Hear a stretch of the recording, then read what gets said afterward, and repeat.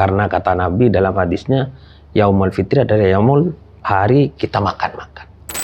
Anak kecil minta-minta. Bagaimana kalau logikanya dibalik? Jangankan di kondisi fitrah, di kondisi lain pun kita harus selalu bahagia dan senyum. Siap. Karena banyak hal yang selesai gara-gara senyum. Assalamualaikum warahmatullahi wabarakatuh. Pemirsa podcast NU dimanapun Anda berada, keluarga besar Suara NU mengucapkan Selamat Idul Fitri 1444 Hijriah untuk umat muslim di seluruh dunia yang merayakan. Mudah-mudahan pada momentum lebaran ini kita mendapatkan keberkahan dan juga kembali ke fitrah. Pemirsa, langsung saja pada sesi kali ini kita akan berbincang banyak hal terkait dengan makna kemenangan, makna lebaran. Sudah hadir di sini bersama saya Ustadz Burhanuddin SAG MA. Beliau merupakan salah satu guru di pesantren Mahasina Kota Bekasi. Beliau juga merupakan dosen di salah satu perguruan tinggi Islam di Jawa Barat. Langsung saja, Assalamualaikum Ustadz. Waalaikumsalam warahmatullahi wabarakatuh. Gimana Ustadz, kabarnya Ustadz? Sehat-sehat, alhamdulillah, sejahtera. Wah, kayaknya kalau di bulan Ramadan ini kemarin banyak job Ustadz ya? Alhamdulillah. Li'ila'i kalimatillah, ada aja. Alhamdulillah. Ada aja. Nah Ustadz, ini saya langsung aja nih Ustadz. Di bulan Ramadan pada akhirnya kita akan menemui hari kemenangan. Di mana hari kemenangan itu yang kita sering sebut sebagai Idul Fitri. Idul Fitri. Nah, kalau boleh tahu, apa sih sebenarnya makna kemenangan di Idul Fitri itu sendiri? Silahkan Ustadz.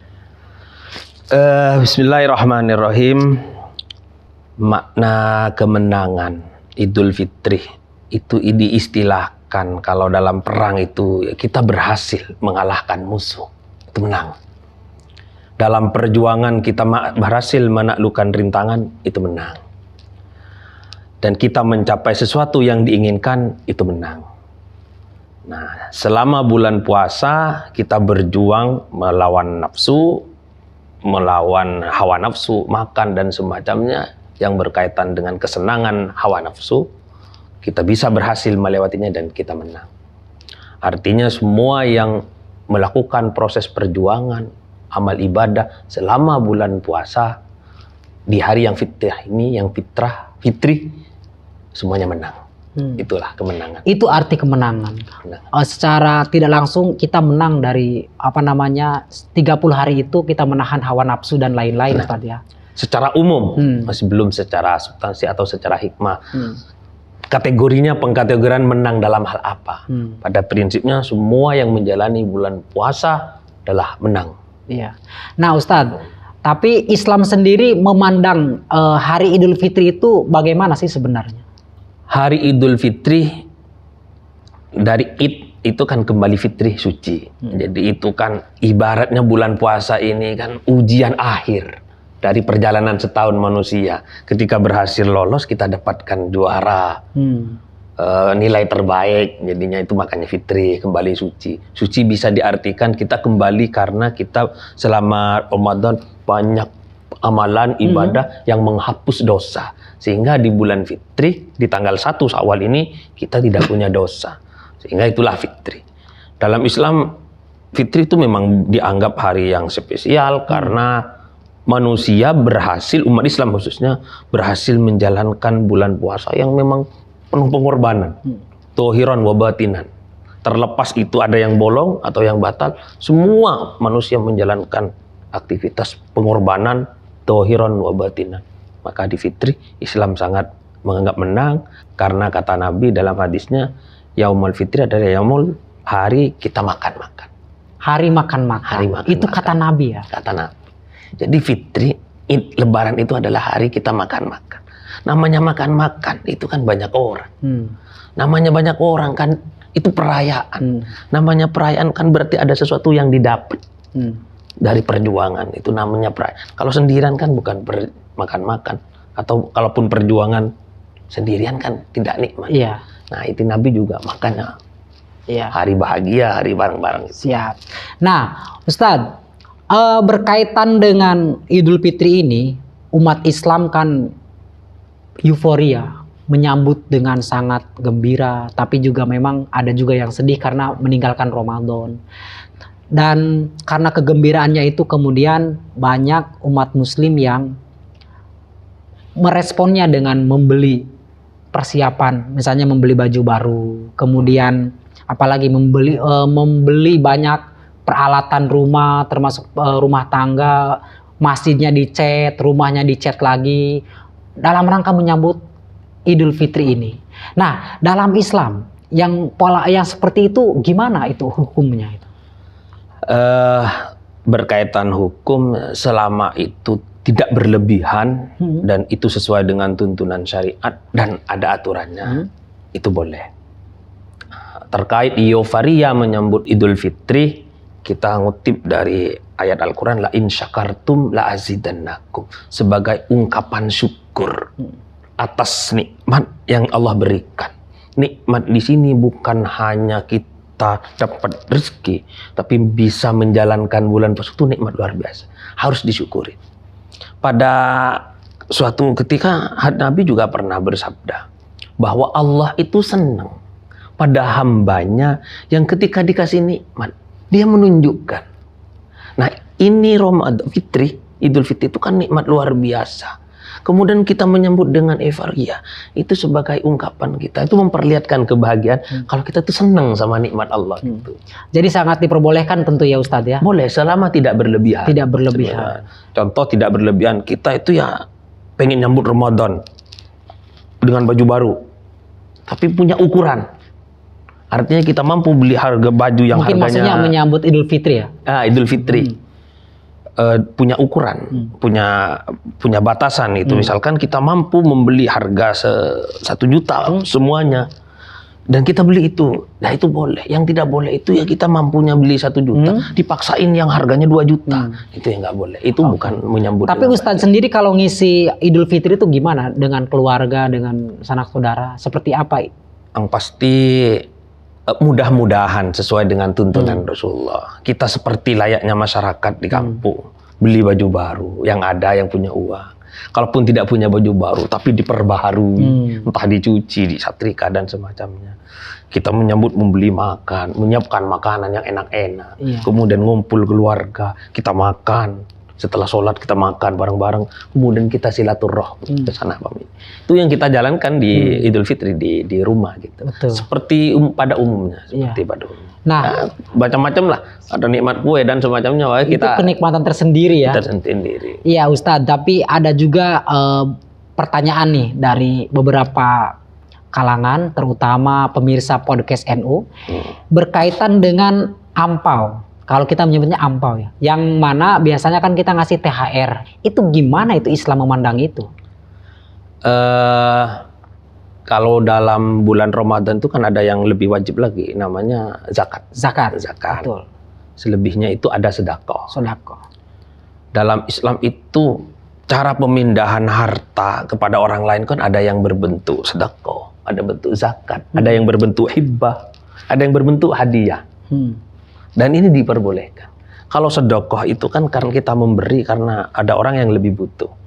Nah, kalau hadiah itu kita memberi sesuatu karena mengapresiasi. Ampau itu ya misalkan kita karena ini teman-teman pada seneng puasa kan, kita ngasih apresiasi. Kategorinya hadiah. Hadiah.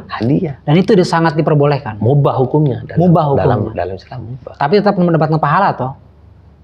Mubah hukumnya. Iya, boleh. Tapi ya bikin seneng orang dapat pahala kan. Iya, tapi perbuatan itu mubah, andaikan dilakukan biasa saja. Mubah. Nah, barang mubah nama dilakukan atau tidak dilakukan kan sama saja. Iya. Tapi bikin orang seneng beda hukum dong. Iya. Ini bisa dilihat di Fathul Qorib ada sesuatu ini. Nah, ini Ustadz, salah satu diskursus yang terjadi di tengah-tengah masyarakat bahwa katanya Ramadan ini kan anak-anak kecil akhirnya pada minta ke saudara ini, saudara itu, ke orang lain, minta uang THR itu.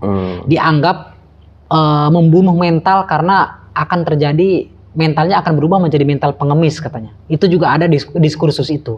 Kalau Ustadz sendiri melihat fenomena itu bagaimana? Anak kecil minta-minta. Bagaimana kalau logikanya dibalik? Bagaimana kita memberi dulu sebelum mereka sampai ada yang meminta-minta? Itu kan soal pola dan soal teknis kita menghadapi keadaan. Orang meminta-minta kan kadang kita diem sampai orang lain minta. Coba kita peka sedikit. Nah, sebagai orang tua, kerabat, oh, nih bagi-bagi. Ya pada akhirnya mungkin aja di tradisi minta. Tapi kalau dilakukan sama-sama suka, enggak Pak. Dan saya rasa enggak. Sah-sah saja, itu tidak akan menyebabkan karakter peminta kan. Karena itu hanya tahunan, ritual tahunan. Kalau di bulan Ramadan itu biasanya saya dikasih. Sehingga kadang, nih kok paman ya, kadang anggaplah itu sebagai kode supaya ngasih, bukan sebagai mental atau karakter. Toh di bulan Syawal dan berikutnya nggak minta lagi. Iya, Pak Ustadz. Kalau Rasulullah sendiri apa anjurannya kepada umat Islam kaitannya dengan mengisi bulan hari Idul Fitri ini? Apa yang disunahkan, apa yang dilarang, apa yang diperbolehkan? Rasulullah sendiri banyak hal yang dilakukan. Banyak anjuran-anjuran. Pertama, amalan-amalan yang soleh. Pertama, malam lebarannya kita tuh disunahkan sholat. Kemudian besoknya kita disunahkan baca takbir sebagai bentuk pengagungan Allah. Kemudian kita disunahkan pakai baju. Itu sebenarnya dari nabi-nabi juga pakai baju baru yang bersih, yang baru. Yang baru gitu. Walaupun ada yang sebagian sebenarnya lebaran bukan karena dari bajunya tapi dari hatinya. Kalau dibalik kan justru Ramadan tambah lebaran tambah keren kalau hati dan bajunya baru kan gitu. Kemudian kita disuruh halal bihalal. Itu tadi hadisnya bahwa hari Idul Fitri adalah hari makan-makan. Hari Idul Fitri adalah hari makan-makan. Makan-makan di sini dalam makna kita bahagia. Nama bahagia kita harus berbagi. Nah, Rasulullah melakukan itu. Termasuk ini apa namanya datang ke sanak saudara ya. Termasuk itu kan itu saling yang, memaafkan. Itu yang sebut dengan halal bihalal itu ya. Halal bihalal. Halal bihalal itu istilahnya menghalalkan segala dosa yang pernah kita lakukan. Betul. Intinya silaturahim. Silaturahmi. Dan Rasul juga silaturahmi. Sebagai paripurna dari semua aktivitas, sudah mendapatkan rahmat kan di bulan Ramadan. Mendapatkan ampunan Allah. Mendapatkan maghfirah dan ampunan kasih sayang Allah. Kemudian ditutup dengan malam Lailatul Qadar. Kemudian kita sesama manusia harus benar-benar bersih. Barulah Idul Fitrinya itu menang. Idul Fitrinya itu barulah menang ketika gitu. Kita melakukan semuanya itu ya halal bihalal, saling memaafkan sesama sanak famili. Tapi boleh kita juga ziarah ke orang tua yang sudah meninggal ya? Boleh. Di Ramadan itu? Boleh. Salah satu bentuk ya kita selama perbuatan itu baik dan belum ada larangannya itu boleh. Silaturahmi, ziarah kubur itu kan dibolehkan. Boleh. Kita mengirimkan pahala juga dibolehkan.